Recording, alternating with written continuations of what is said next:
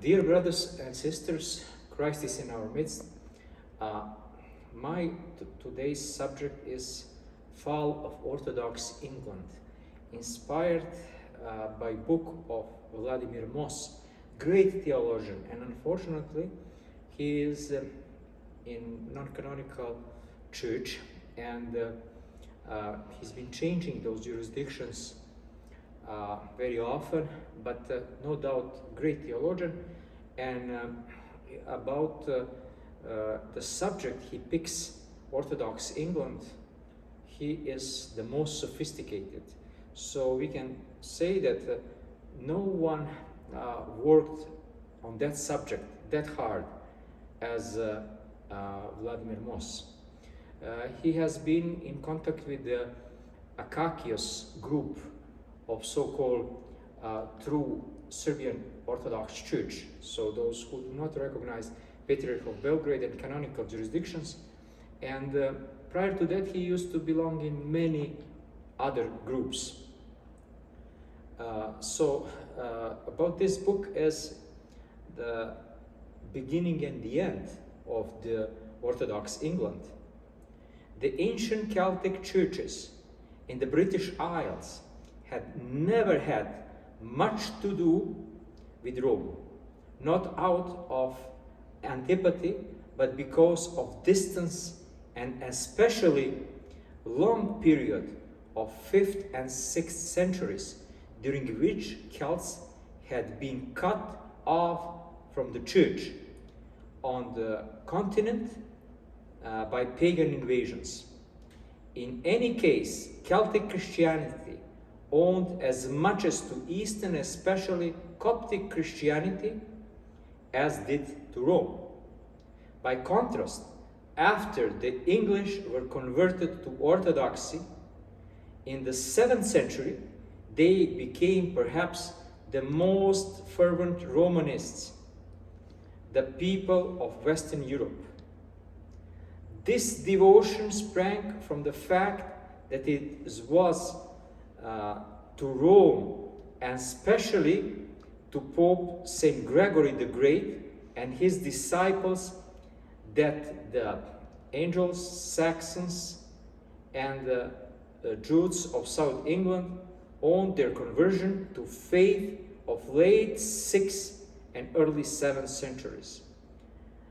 From that time, Englishmen and women of all classes and conditions, pure across the channel, in a well-beaten path of tombs of apostle in Rome, in whole quarter of city was called it Bargo Saxono, because of large number of English pilgrims accommodated. English missionaries, such as Saint Boniface of Germany, carried out the work of legates of the Roman popes. And the voluntary tax known as a Peter Pence, which the English offered to Roman See, was paid even in the difficult times of Viking invasion, when it was English themselves who were in need of alms. However, Romanity, to which England were so devoted, was not the Franco-Latin Roman Catholicism of late Middle Ages. Rather, it was Greco-Romanites, Romeon of Orthodox Catholicism, and spiritual and political capital of Romanites until the middle of 15th century was not old Rome in Italy, but new Rome in Constantinople.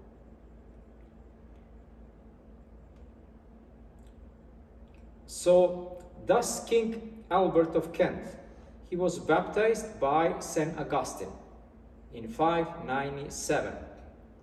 He had entered as Father Philip Andrews writes, Romanites, Romanity, universe of Roman Christendom became of those numerous kings who owned allegiance, Albert Formal in the emperor in the New Rome. Indeed, the late 10th century links between England and Constantinople.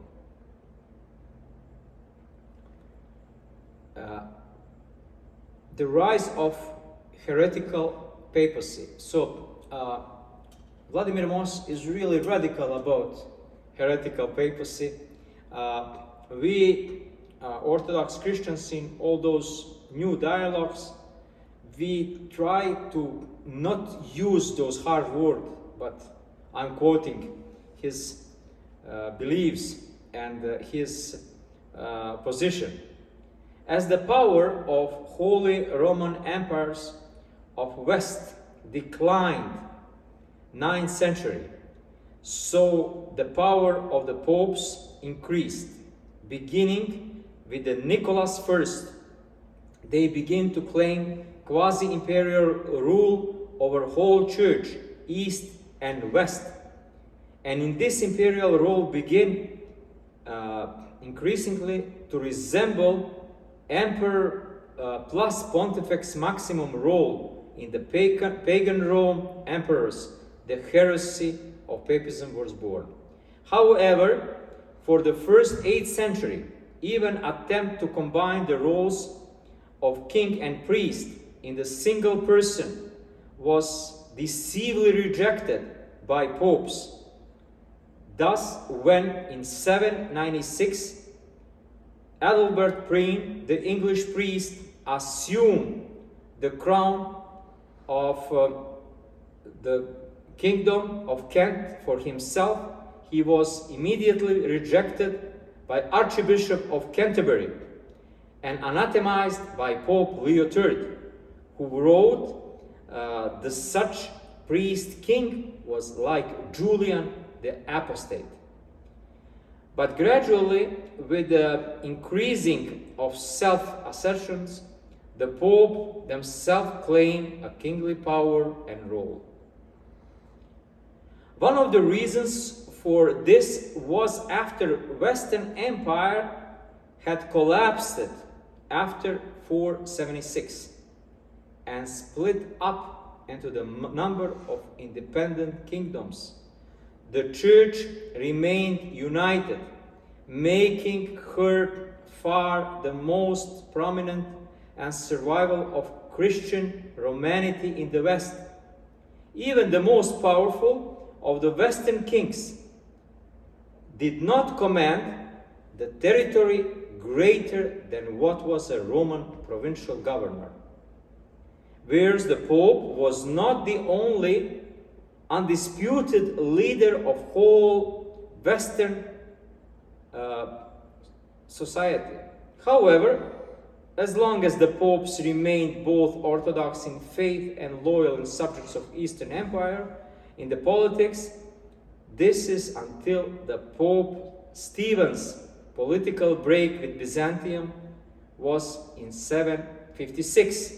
The lack of political power and the impressing necessity for everyone accepted in political sphere of Eastern Emperor was sole basileus of the whole Christendom, and was not a single head under Christ, the body being overseen by 5 saints.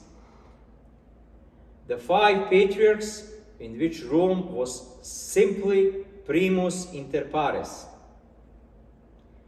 But the problems arose when Rome broke its last political links with the Eastern Empire and saw the new protector in Frankish Empire of Pippin of the Charlemagne.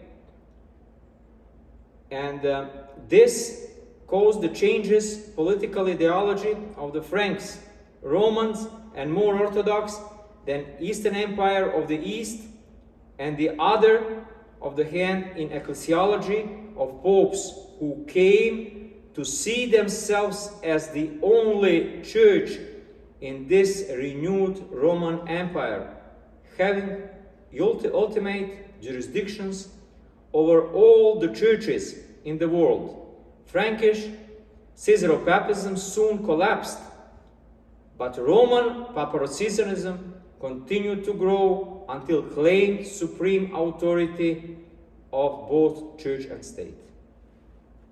In the fact, there was a strong argument to be made for thesis that ultimate gainer from Charlemagne's coronations in 800 was not a new emperor but the Pope.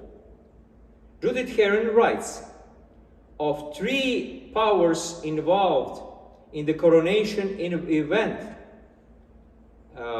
in 800s, where Roman Pontiff emerged the clear winner in the trilingual context of over empire authority by seizing initiative, anoint as the imperial rules of the West, which established an important precedent. Later, Charles would insist on crowning of his own sons, Louis, as an emperor without papal intervention. He designates his successor. In due, of course, Louis inherited his father's authority. But the notion that the Western ruler could not be a real empire without a papal coronation and acclamation in ancient Rome growed out in a ceremonial devised by Leo III in 800. So foundations were laid for growth of papal power and political as well as ecclesiastical spheres, which growth was especially evident in the Carolingian power, declining later in the 9th century. The significant figure here is Pope Nicholas I, who was first tasked of establishing supremacy over the church in West.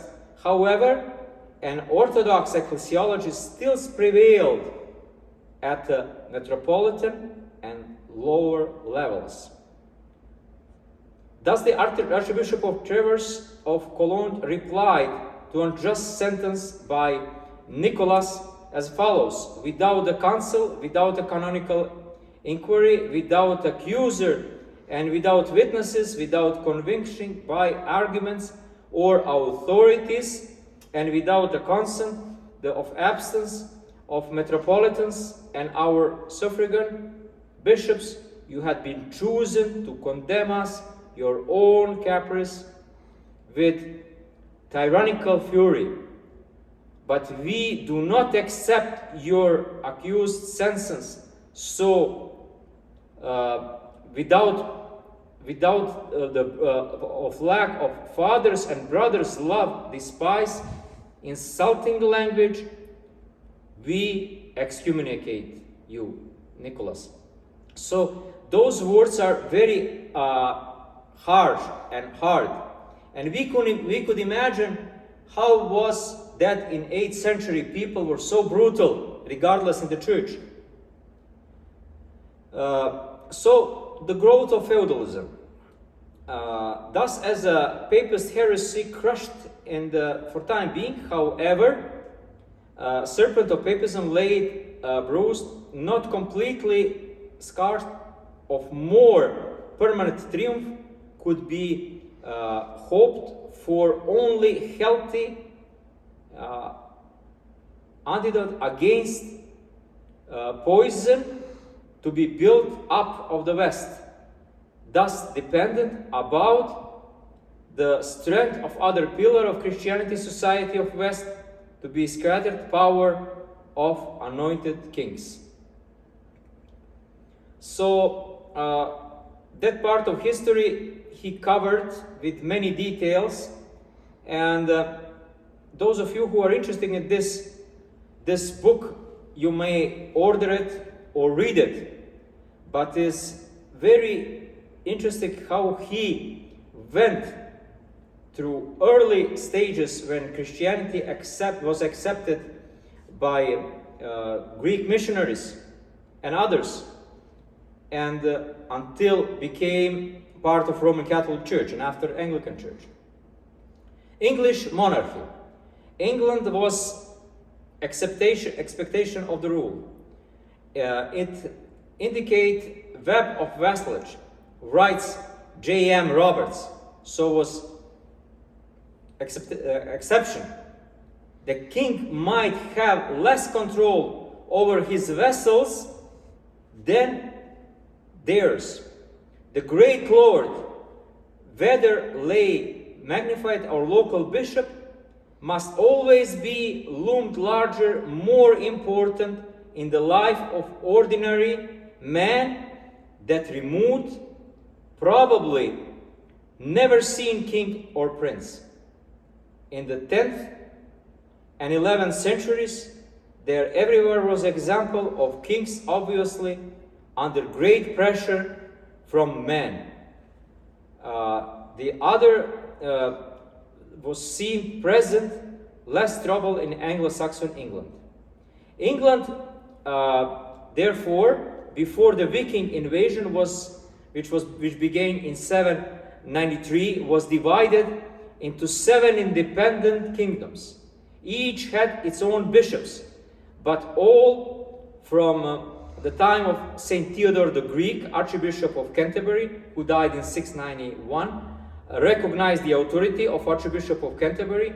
In 786, however, the Prince Ecgfrith of the Kingdom of Wessex was anointed even before he had acceded the throne of his father.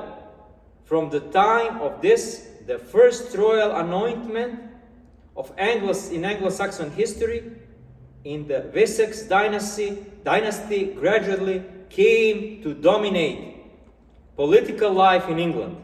In the late 9th century, under Alfred the Great, led to recovery against the Viking invaders, and Alfred's successors succeeded in uniting the most of Britain in a single Orthodox kingdom against Norman Papist invasion, which happened in 1066 until 1070. In real sense, therefore, the anointing of Alfred may be saved and had been critical event to lead creation of one nation and one state. So, going back to this history, he went and mentioned all of the bishops who were Orthodox. And we must say that the numbers of those bishops are not less than early bishops in Russia or in any other Orthodox country. Bulgaria, Romania. So he is going with all those details, but what was the most important, that after 1054, when most of the Europe became Roman Catholic, many decades after England was Orthodox. In 1064, Harold made great blunder. The story is related with variants, iconostasis in the Norman sources of Bayek's tapestry, but is not related to all pre-conquest English sources. Nevertheless, this much is clear. The herald sealed the Bosham success, a mission in contact that was storm divided to cost of ransom from Guy treated kindly. The first later was born and pursued to English throne. So we have iconostasis, which they don't exist, but small iconostasis, they were preserved in early England. And we have a King Edward, who is saint, King Edward of Canterbury, Queen Emma in 1051, Robert, and others. So we also have a story about a ring which was found by St. Edward. The St. Edward tomb is in Westminster Abbey in 1102. Sweet fragrance filled the church, and the body was found to be completely incorrupted. One finger of his hand was where the ring was. So he goes all those details and really proves that England was Orthodox. Martyr King Harold the Norman and Norman Conquest. So with this we will finish.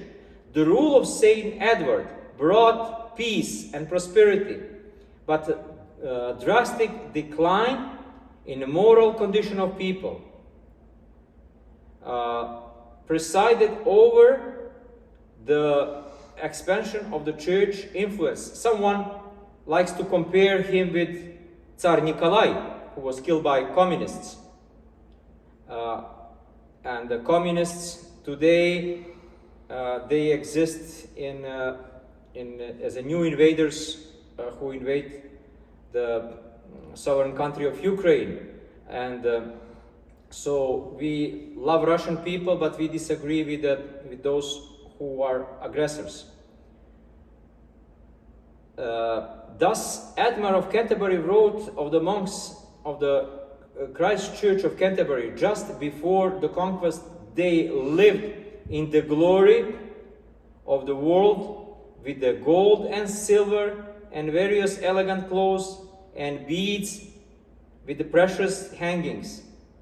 They had all sorts of musical instruments which they liked playing, and horses, dogs, hogs, which they want to walk. They lived indeed more like earls than monks. So he's describing how those monasteries lived, and tells that people of England, they were separated, they were divided geographically, but they had the desire to preserve Orthodox traditions and Orthodox way of living. Even today there is a small Orthodox Church under Patriarchate of Constantinople, the last stand of English Orthodoxy. In 1071, the last remnants of English resistance, led the Earls Edwin, Morcar, and Seward, the Bishop of Edelwine of Durham, sought the refuge in the island monastery of Ely, East Anglia. There, under leadership of William and Howard Wake, they made frequent sails against William's men. When William had heard this, he invested the island and started to build causeway towards it. However, Howard put strong resistance of the most Christian King William, then resorted the most infamous tactic. He called in the witch her to put tower over the fence in order to cast successful counter-attack, and which he fell the tower and broke her neck. Finally, it was through the abbot and monks who were scared of their duty. The Book of Ely described that. So those strongholds of Orthodox England, they fell to Papacy. So Vladimir Moss was very detailed, but says the spirit of Orthodox England never died. They say, let's celebrate the old Christmas, and the old Christmas is Christmas Eve, January 6th, even until now. So read the books of Vladimir Moss, the Fall of Orthodox England, as well as Anglo-Saxon saints, saints of the British Isles, and you will find the beauty of Orthodox Christianity, ancient Orthodox Christianity in England. Those of us who visited England and see those beautiful shrines, Canterbury and Westminster Abbey and other, and we were amazed how beautiful they were, and how those monks, they mostly were in Western Rite, they preserved the faith. And when the Orthodox missionaries from Ecumenical Patriarchate came to England, was not hard to establish monasteries. For example, Essex Monastery and other monasteries were established in England, and the church in England is growing. People love tradition. May God safeguard you. Amen.